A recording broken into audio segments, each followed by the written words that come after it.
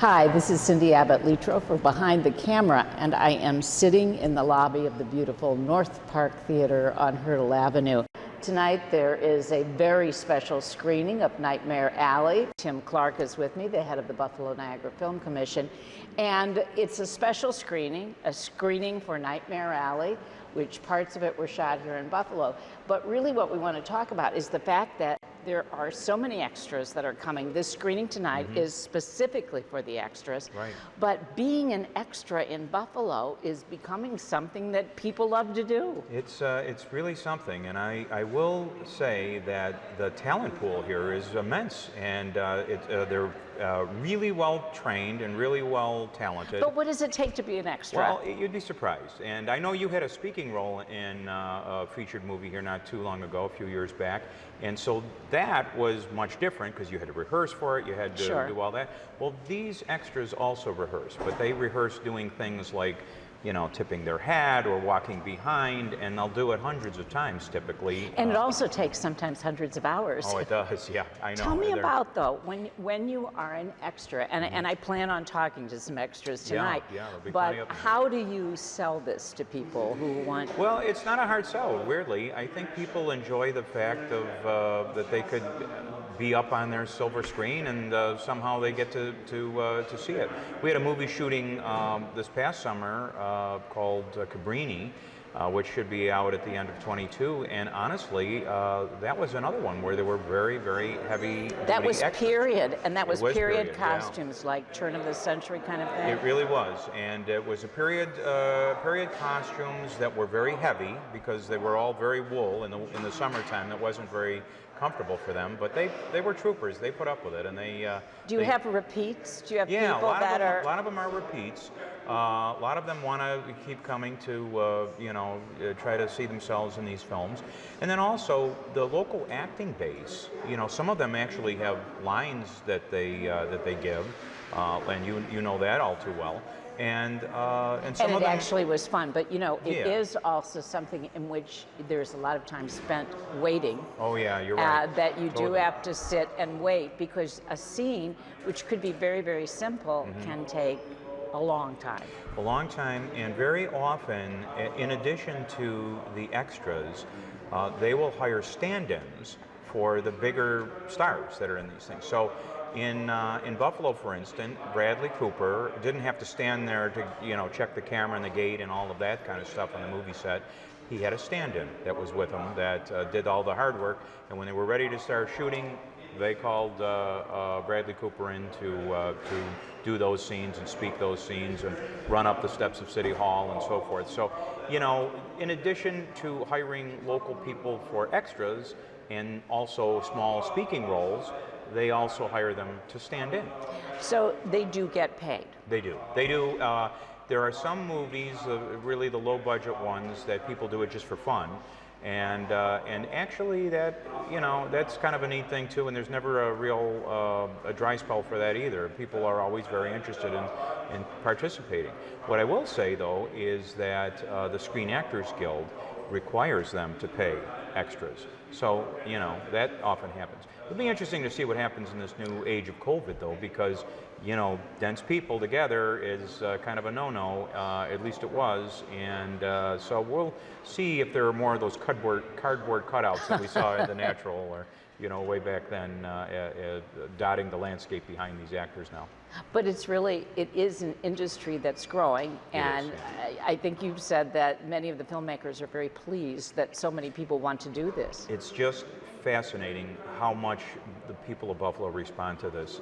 It is still a bit of a novelty to shoot here, so people are feeling energetic about going to be an extra, working to be part of the crew base here, and even refining their skills.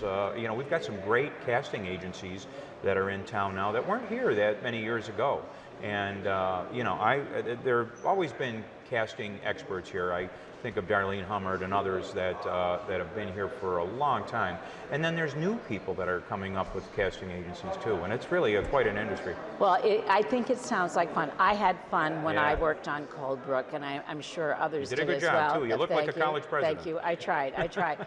But we're actually going to go and we're going to talk to some of the folks that were involved in Nightmare Alley and see why they do it and what they found fun about it. Thanks, Tim. Thank you, Cindy, as always. Dave, we are interviewing extras tonight for a Nightmare Alley. First of all, tell me, why did you decide to become an extra? Well, I've been an extra for years. Since I was in college, I've had a bunch of different roles as an extra. I love being an extra. I told my son, when I retire, I want to go to Hollywood and just build sets, because I love film, I love being on the set, I just love everything about it. Even if I'm not the star, I just love being here, so that's why. Describe your role. Well, what I had to do was walk back and forth for 8 hours. So I would walk forwards, and they would rewind, and I would do it again and again, rinse, wash, repeat for 8 hours. So it was great. I loved every minute of it. What's the best part of being an extra? I think for me, it's being on set. I love to be around the cameras. I did a TV show for a while in Buffalo, and I love that too. Just the whole making the movie, because I understand what the gaffs are doing, what the electricians are doing, and I could watch Del Toro work, which was fascinating, and just the whole putting it together for me was it was magic. Even if I was just an extra, it was still just a lot of fun. I loved it. Tell me a little bit about what you did as an extra on Nightmare Alley. I had to walk in the snow a couple of times. I got to smoke the fake clove cigarettes, which was awesome. I did do a train station scene where I was a passenger, and the whole time Bradley Cooper was behind me. I didn't even know. That's how much he fit in with us. And the director was amazing. He talked to us, Guillermo. He talked to us. He was just a great guy. The whole set was just amazing, very professional. How long did you work on the film? 4 days. Yeah, I got 4 days on that's my longest on any film, was 4 days. So I take it you've been an extra before. What does being an extra mean to you? Being an extra is, if you mess up, then they can't get that shot.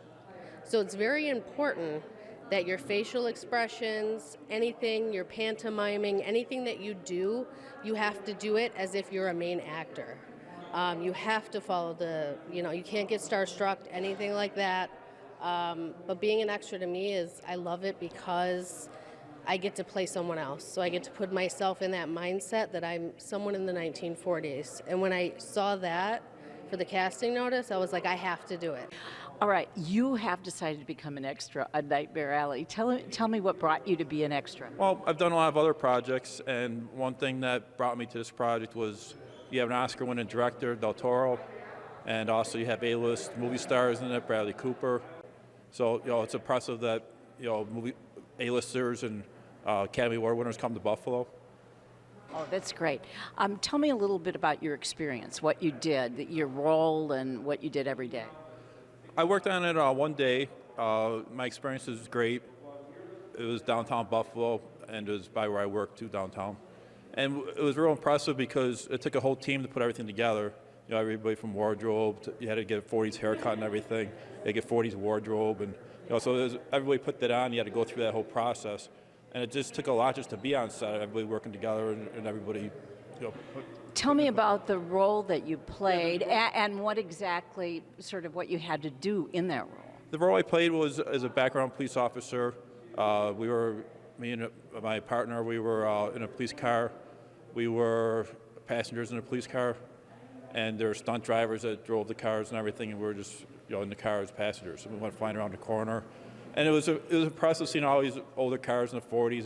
They had a couple of them, with the stick shifts and everything, and like I said, it was a lot of fun. What was the best part for you of the whole experience? Once you're done and you process and you think, oh my gosh, this is what I did, but what was best about it? Oh, and then another part I did was I walked the beat in Niagara Square, walked around, and it was real impressive when I was walking the beat, watching a convoy of 40's cars come in. One after another, they kept on going in a circle. I've been downtown a lot. I've been in Niagara Square a lot. I don't think you'll ever see something like that with all those cars in the convoy like that, all these 40's cars. Well, hopefully now you know why people want to be extras in films. It's fun, you get fed, you get to wear neat clothes, but it's also a great and thriving industry here in the city of Buffalo. We hope you've enjoyed tonight's episode of Behind the Camera. See you next time.